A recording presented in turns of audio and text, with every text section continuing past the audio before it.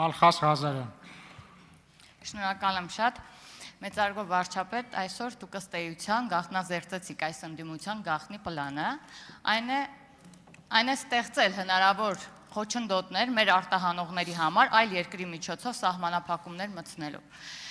Ըստ ձեզ, ինչքան հեռահար կարող է լինել այս ընդդիմության հակապետական քայլերը այս ուղղությամբ, արդյոք մեր տնտեսվարողները հասկանում են, թե ովքեր են նպաստում իրենց համար խնդիրներ ստեղծվելուն,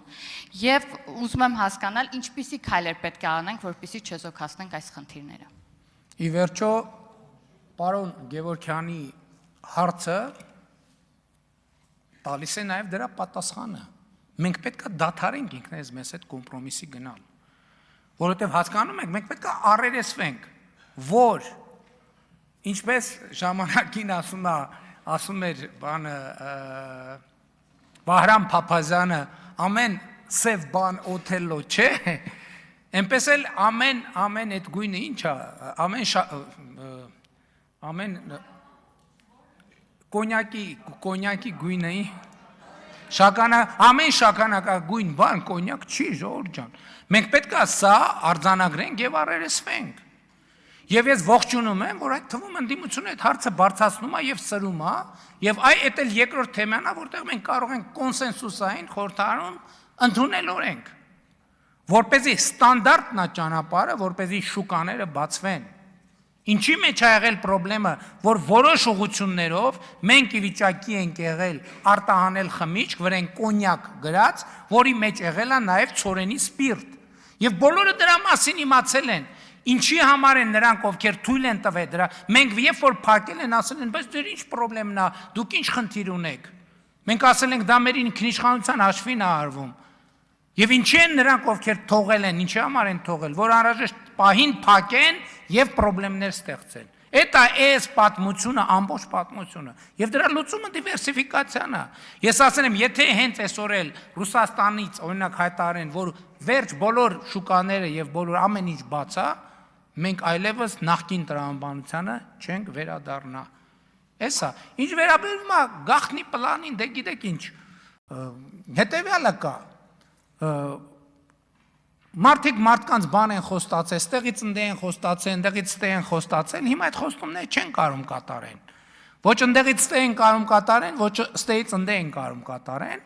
եւ այդ իրավիճակն է մտածում են ինչ անեն։ Մտածում են ինչ անեն, թող մտածեն, մենք համոզված ենք, որ մենք այս խնդիրը կլուծենք։ Այո, ինչքան պետքա կսուբսիդավորենք գյուղացիներին, բայց մեր սուբսիդավորումը պետք է լինի զարգացման ուղղությամբ։ Մենք այլևս կոնսերվացնելու ճանապարհով պետքա չգնանք։ Օրինակ գյուղատնտեսության ոլորտում հիմա ասենք բան ունենք, չէ՞, մենք անկում ունենք։ Մենք անկում ունենալու ենք այնքան ժամանակ, քանի դեռ գյուղատնտեսություն ասելով, բացի ինտենսիվ գյուղատնտեսությունից հասկանում ենք նաև այլ բան։ Դա կապ չունի, այսինքն մասամբ կարա կապ ունենա, բայց մեծ հաշվով կապ չունի, որովհետև 21-րդ դարում 2026 թվականին այլևս գյուղատնտեսություն ասելով հասկանում են բոլորովին ուրիշ բան, քան մենք դեպքերի 90%-ով Հայաստանի Հանրապետությունում հասկանում ենք։ Ստեղ է ամբողջ խնդիրը։ Արձագանք։ Շնորհակալ եմ, եւ ես կարծում եմ, որ մեր արտահանողներն էլ հստակ պատկերացնում են, թե իրականում ինչ է կատարվում, եւ գյուղմթերքի հետ կապված եւս։ Ուղղակի զավեշտը այն է, որ մյուս կողմից քաջալերում են այդ process-ների սահմանափակմանը, մյուս կողմից էլ պահանջում են, բայց ինչի՞ չեք լուծում այս հարցերը։ Զավեշտը կայանում է հենց դրանում։ Շնորհակալ եմ պատասխանը։ Չէ, որովհետեւ իրանք գիտեն, թե երբ որ մենք այդ հարցով խոսում ենք, ինչ են ասում, օրինակ, այնտեղից։ Գիտեն, իրանք գիտեն, ինչ են ասում, որովհետև այդ նարատիվները ստեղից են բանանում։ Հիմա ասենք մարդիկ կան, չգիտեմ, բանի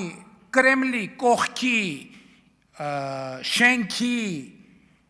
ինչ-որ միտեղ նստած ինչ-որ մի մարդիկ կան, խոստացել են, ասել են գնա, ոբշեմ, Հայաստանի հաջորդ վարչապետը դու ես։ Գնա ու վերենի ասա, որ դու ես։